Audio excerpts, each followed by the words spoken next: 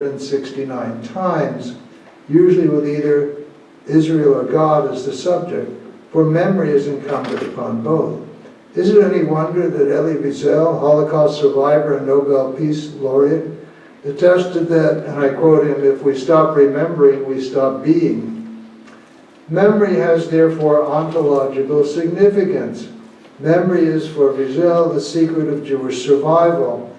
He recalls that in a 1992 meeting in Washington, D.C. with the Dalai Lama, the holy man questioned him about the applicability of Jewish survival in exile.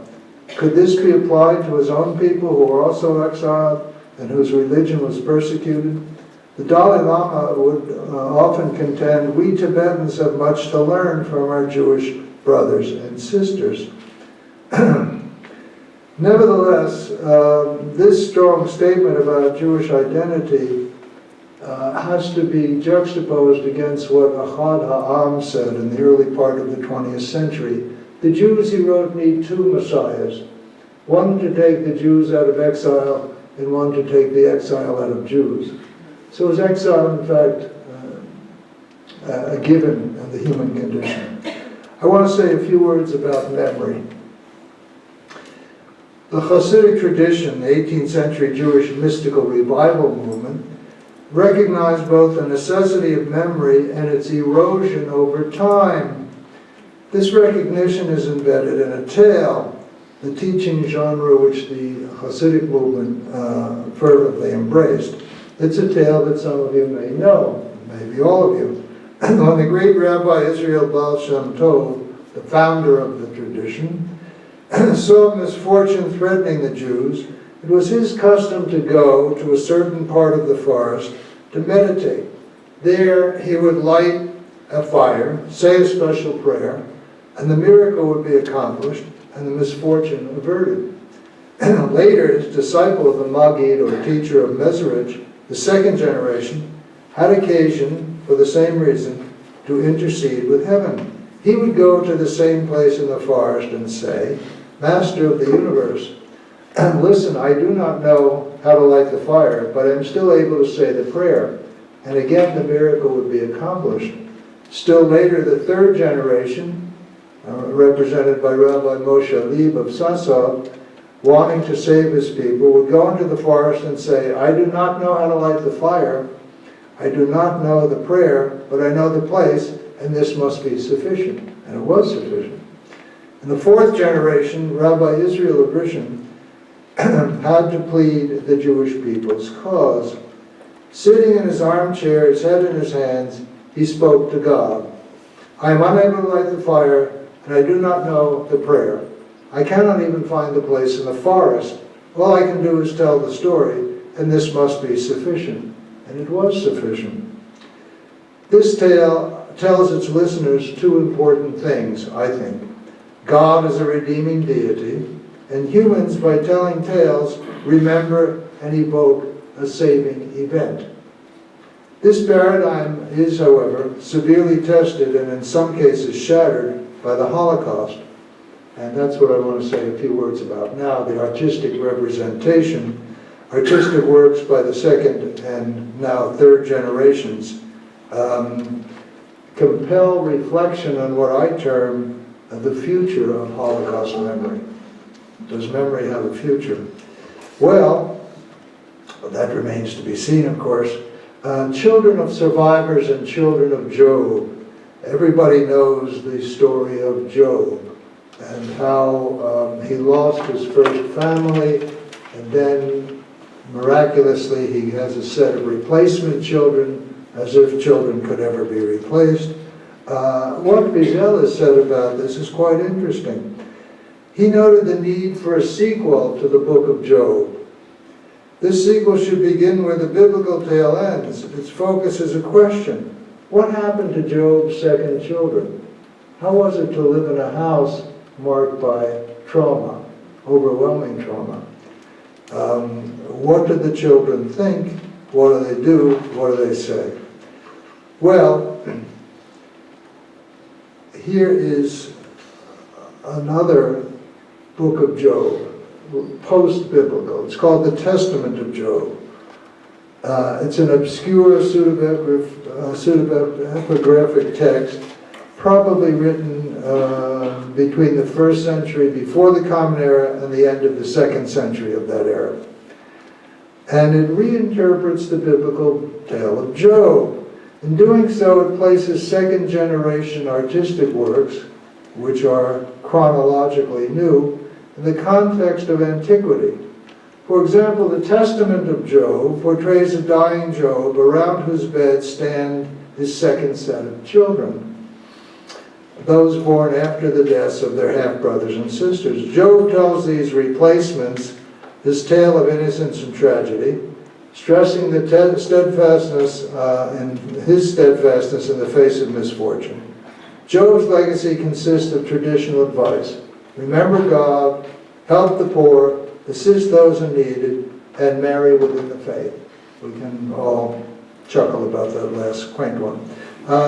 This testament doesn't have the beauty of the original, but yet it compels us again to think about what it is that the 2nd generation is doing. And I have a couple of things to say about that.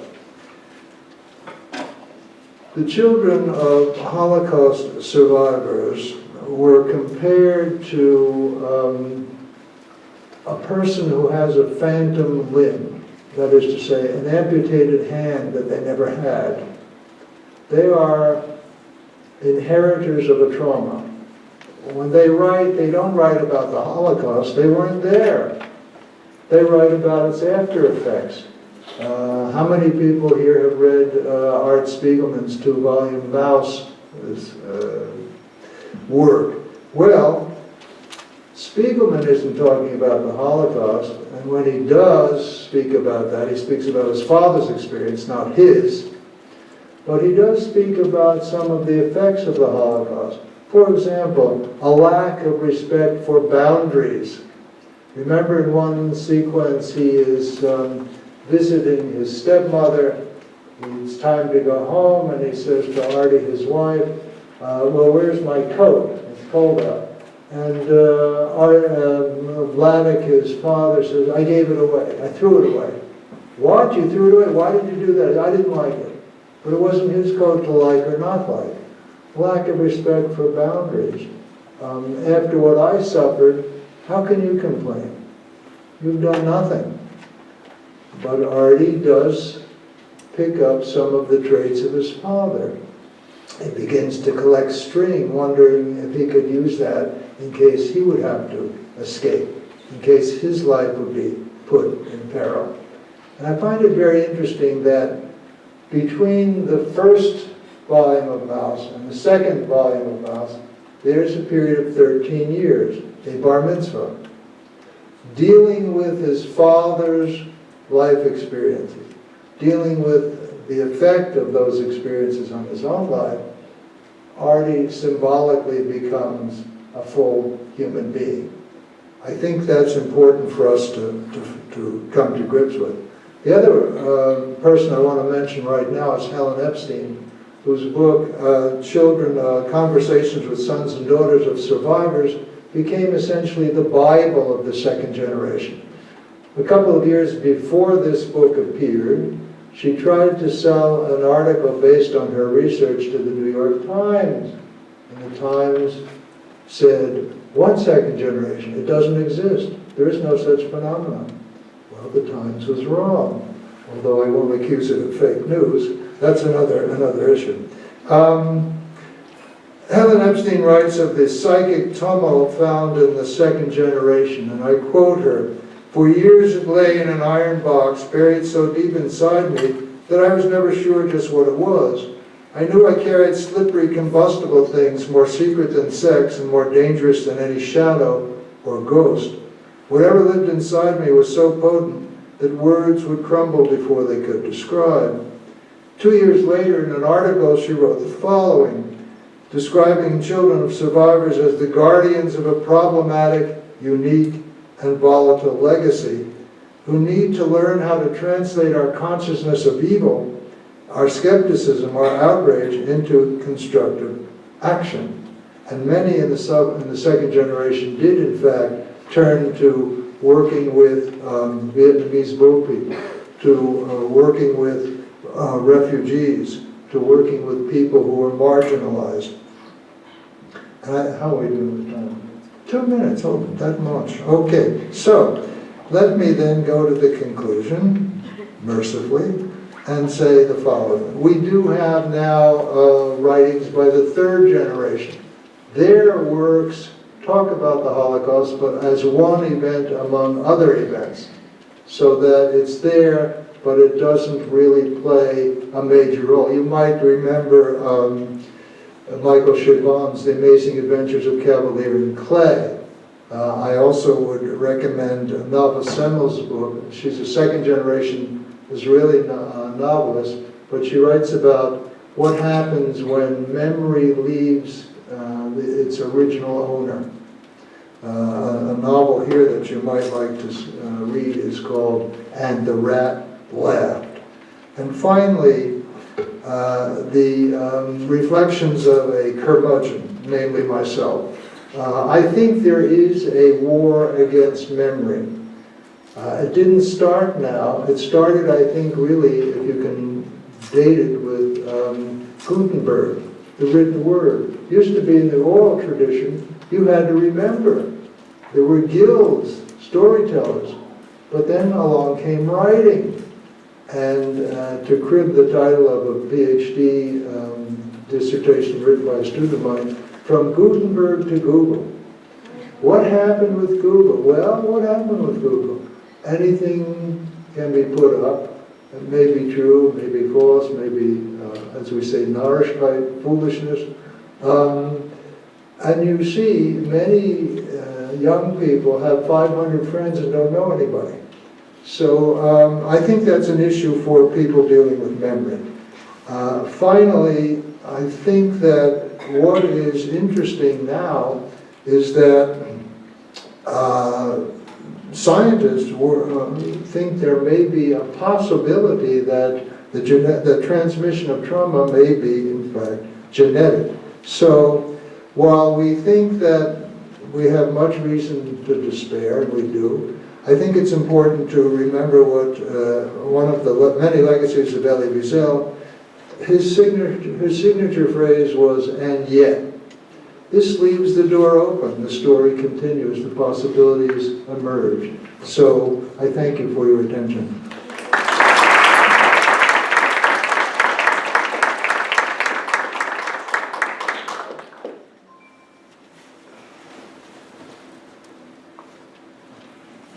Hello. I'm very happy to be here, and it's already really interesting to hear how all of these talks are speaking to each other. And considering what I'm about to say, it was sort of resonating as I was listening. But before I start, does everybody know what 23andMe is? Yes, I see plenty of yeses there. Okay. So basically it's this system in which you can find out what your genes tell you in terms of where you come from, right? In terms of your ancestry. Okay. So I just did 23andMe. I spit into a tube and my genetic code came back. My DNA, myself. We do this, people. We look for who we are in patterns, inside the genome, in language, in the botaje. My genome says I'm 97.9% European, mostly Iberian, with a smattering of Northwestern European, a tiny 0.2% Ashkenazi Jew, and 0.9% East Asian and Native American. But if you ask me who I am, I'll tell you what I've always said. I'm Cuban. Mind you, I was born in the States. Technically, I'm American, born to two Cuban parents, ABC, American-born Cuban, so why do I say this? And why do I write about Cuba obsessively? Why don't I say I'm Spanish, which is where most of my ancestors are from, it seems? Why don't I concentrate on Spanish politics? It's interesting enough, as we've seen on the news recently. I could be hearkening back to my Catalonian roots and anchoring stories there, but I'm not. I'm sitting here talking about Cuba. Nowhere in my 23andMe report does it flash a red triangle with a white star and say Martí or Maceo. Nowhere in there does it say you come from a little island of looming complexity forever tied up and tied to you. I mean, sure, it's there in the subtext, definitely. That percent of Native American in me is probably Siboney or Taino, and the Iberian, he's my grandfather, who carried the old country with him to the new. That huge Iberian percentage point is also the colonizer, of course, the African in me that's easy to imagine. The slaves, their ships sent forth from home for reasons I wish I could erase. The Chinese indentured servants, the subtext, it's all there. But why do I feel like the Cuban me inside the American me is so much of me, even though I didn't see the island for myself until I was in my 30s? Why does my adopted friend, who has blonde hair and blue eyes, adopted by Cuban-American parents, say the same thing I do when you ask her what her ethnicity is? Cuban, she says. I'm Cuban, without hesitation. It's strong, that pull. Why? Maybe the answer lies in a little corner of the 23andMe report, a section I almost ignored. If you click around enough, there's a section that will tell you your propensity towards vegetarianism and how likely you are to run a marathon. It's kind of like the fun facts section of your genetic code. In that section, it says that I'm 71% more likely to drink espresso-style coffee. When I read that, I think, there it is, 3:05 cafecito time. It's funny, but it's also huge. That little tacita might just hold everything. The numbers say that most of the people that come from where I come from with my genetic code drink espresso instead of diluted, watered-down coffee in big mugs. It shows up in our genetic code, but I don't think it's biology. Coffee is story, passed on from one person to the next, coded into the limbic system, into the canals of memory, to be rolled out with every generation. Coffee is my mother beside the stovetop, stirring the first black ink trickle of bustelo into the sugar, making espumita, teaching me how all the while with every quick circle of her wrist. The first action of the day, every single day. If the Cuban is anything, she is a storyteller. Our greatest fighter was also our greatest poet. Even Fidel, he was a master of language and myth. The man came down from the mountain like Jesus, laying the shackles of race and religion. That was story, it's all story. La batalla de las ideas, the billboards, the beards, story. Growing up, not a day went by in my family when Cuba was not mentioned. She was there in song and dance, in Gloria Estefan and Willie Chirino. She was there in sadness when my grandmother lost her mother and her siblings back home, who she hadn't seen since she left. She was there in the Cajachina on Christmas, and in the Spanish everyone chose to speak instead of English, in the skirt of La Virgen de la Caridad del Cobre at La Ermita, Miami's miniature mirror of Havana's Malecón, not once or twice or 3 times, but everywhere, every day, in almost every single action, in every single sigh, there she was in Cuba, ... Cuba lives in my body, as 23andMe implies in its subtext, but more than anywhere else, it lives in my mind, in my imagination, in my reality, and therefore in myself, in my story, my personal narrative. Even this thing I'm telling you now, this is story. This is power. This is a cup of everything. Una tacita de café amargo endulzado. Somewhere in me, I must have known this all along, that family and love are craft, that we are made of story, that our fabric and our texture is flesh and blood, but more than that, it's also words strung together, repeated, and coded. This is why I write about Cuba. I write to tell my story, our story, and to make sure it's not forgotten, to pass it on and to explain it to the American in me and the Americans around me, to the agent that picks up my manuscripts, the gatekeepers that edit them, and ultimately the readers that take up my books. I write to connect with all the other stories out there in our 50 states, for the Dominicans in Washington Heights, the Somalians in Minneapolis, and the Vietnamese in Santa Clara County, moving farther across the globe to Muslims in Madrid, East Asians in London. If I trace a thread to the origins of this need to write and connect, there are many. The picture is a tapestry, not a single string. But let me pull one thread for you. Unravel a single color, a single day, a day I was reminded of when I went to see On Your Feet last year, the musical about Gloria and Emilio Estefan. I saw it in New York City on Broadway and found myself weeping alongside my best friend Yannick. We were both with our husbands. Mine is Uruguayan and hers is a total gringo. They were not crying. How could we explain to them why we were? It started when Yannick and I were 13 in a drive-through Taco Bell line in the car with my parents. A Gloria Estefan and the Miami Sound Machine song came on the radio. Something from the 80s, 1, 2, 3 perhaps, or Anything for You. From the back seat, I turned on my teen obnoxiousness and said, I hate Gloria Estefan. Yannick agreed. We were just too cool. We preferred the Red Hot Chili Peppers, Nirvana, and anything that smelled like Teen Spirit. Our coolness, however, was soon cut short by a jolt. My father had pressed the brakes full force, and my mother had whipped her head back to stare us down. I didn't know it yet, but I had made a big mistake. Huge. My parents were about to Cuban-splain it to me. You cannot hate Gloria Estefan, my mother said, almost jumping out of her seat. You are not allowed to hate Gloria Estefan. Do you understand me? My mother's infamous vein was sticking out of her forehead, pumping a lifeline into her full-volume speech.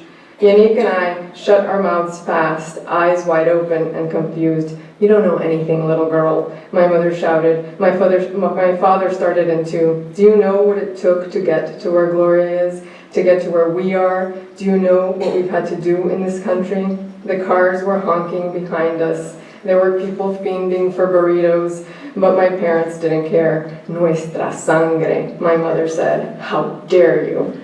Our blood? That was dramatic. I rolled toward Yannick. Surely my parents were overreacting, but I knew better than to say this out loud. You learn early. When your Cuban mother screams the way my mother was screaming in that car now, you shut up and listen, even if you disagree. It wasn't until many years later that I understood my parents' feelings in that car, watching Gloria and Emilio's story on the Great White Way firing back at the cannon. I turned on a more mature voice and thought, Mom and Dad, you were right. I know that journey in my skin now, and I love Gloria Estefan. The one place I disagree is that Gloria is not about blood alone, it's also about story. So how could Yannick and I explain why we were crying at On Your Feet to our husbands? It was our childhood, our people on stage. It was love, crafted art. And if the world is indeed a stage, then the world was finally admitting they'd been listening to us, to Gloria, for a very long time. That they found in her beat, what they found in her beat they were unfamiliar with, wrapped inside a synthesizer they knew well. That it said something to them, spoke a language they understood, whether they wanted to admit it or not. Here was our Cuban story, our migration tale, our history. Here was America. Here was the inevitable assimilation of the Cuban into the United States, but here too, importantly, was America's assimilation to us. There was a massive amount of power to that. That is why I write. This is why I write about Cuba. For a very long time, my Cuban story has felt in me like a responsibility, but more than that, it's love. It's the fibers of family and identity. This journey of writing about Cuba has not always been easy. The gatekeepers have not always thought it was an important story. I've received hate mail, I've battled family and friends, and most importantly, I've battled fear. The same vein that showed through my mother's forehead in the car so many years ago appeared again when I first told my mother I would have to travel to Cuba to make my story a reality, to bring the imagined island into focus and into the present. On the ground, in the moment, it's what I needed and wanted in order to tell the story I needed to tell. The story she had inspired me to tell, the story she eventually became a part of when I convinced her to come with me to Havana. The story that had the most power to move my people, all of them, the Cubans as well as the Americans. Thank you.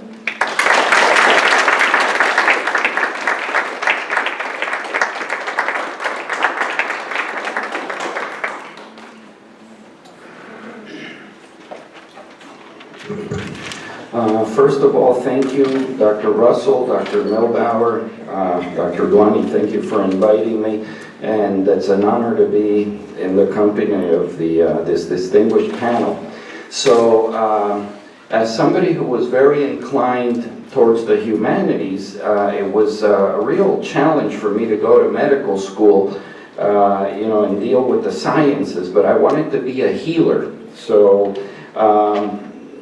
I figured that, after living in Cuba, Dominican Republic, Puerto Rico, Mexico, Guatemala, Miami, New Jersey, New York, and Boston, there was a need to kind of bring everything together. And this happened when I trained to become a psychoanalyst, and you have to go through your own analysis.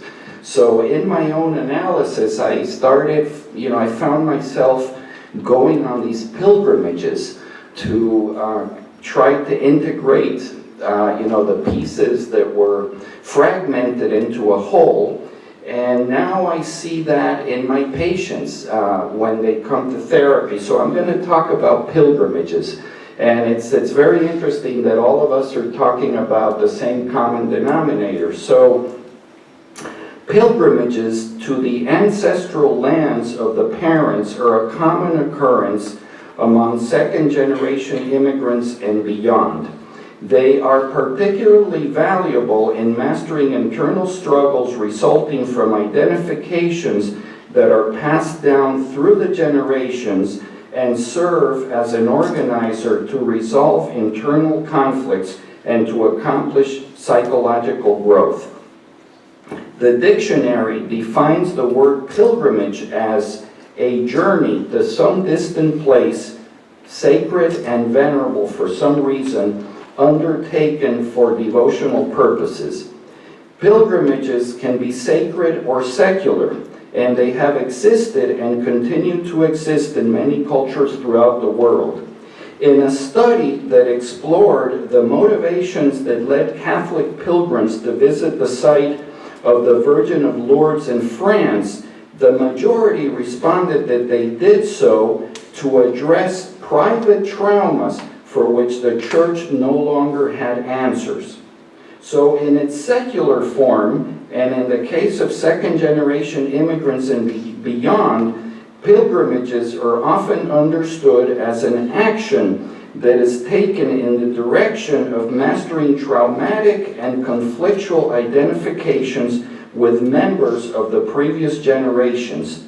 This is accomplished by a process of intrapsychic restructuring and by assimilating these identifications into the person's identity in a way that is more adaptive and conflict-free.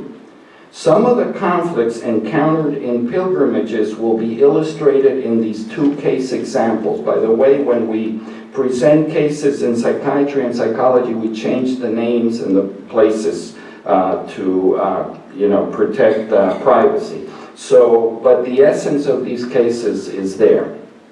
The first case is Seth, a successful and very aggressive trial lawyer who considered himself to be a warrior and who always went into the courtroom to win and take no prisoners. Seth's father was a child survivor of the Holocaust and suffered symptoms of severe post-traumatic stress disorder, which made him moody, irritable, and aloof, and unable to express affection to his son. Seth was unable to connect emotionally with his father, who never complimented his son's successes and always told him that nothing in your life will ever compare to what I had to go through. Seth was very ambivalent about his Jewish identity and despised the image of Jews as victims. His childhood hero was Moshe Dayan, a fighting Jew, the gallant one-eyed general who reconquered Jerusalem in the Six-Day War of 1967. After the death of his father, Seth felt very conflicted with the fact that he had never been able to achieve any kind of emotional closeness with his father. So after much work in the therapy sessions, he embarked on a pilgrimage to the sites of the concentration camps of Auschwitz and Buchenwald, where his father had been interned and where most of Seth's family had been murdered. The experience was a very powerful one, and upon his return, Seth reported that he felt transformed. In the course of the following year in therapy, he mourned the loss of the many relatives he had never met, and he began to reconceptualize the image of his father. This time, he no longer saw his father as a victim, but as a survivor. And he spoke about him as a man of great resiliency and inner strength. Seth also began to develop a newfound pride in his Jewish identity.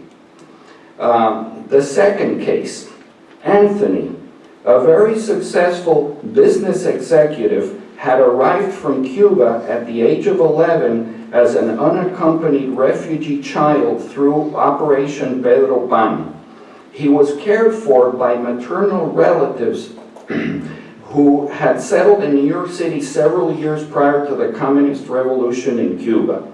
Anthony eventually reunited with his parents 10 years later when he was 21. By that time, he had already left the home of his relatives and gone away to college. As a result of his great determination, talent, and ambition, Anthony became very successful professionally and financially. He integrated wholeheartedly into the northeastern U.S. establishment. He married an Anglo-American woman, and he even Americanized his name. He provided financially for his parents, and a role reversal occurred. Since most of the remaining years of their lives, it was Anthony who played the parental role vis-a-vis his parents. When his marriage began to fail, Anthony, who was by then living in Miami, felt very desolate and fell into a very deep state of depression. In the course of therapy, we explored his many unmourned losses, and he rediscovered that the only parental figure he had ever loved was his Cuban nanny, who had been left behind on the island, and they had never seen each other again. He had always silently longed for her, but he never spoke about this and had held these feelings as a well-kept secret. After some planning, Anthony embarked on a pilgrimage to Cuba to find his nanny. Once in Cuba, he visited the sites of his childhood and contacted the very few people that still remained that had had connections to his family. After a very exhaustive search, he was finally able to locate his nanny in her native town of Trinidad, living with relatives and by then almost blind from diabetes. He described to me that the encounter was marked by very strong emotions and torrents of tears. Anthony was finally able to thank her and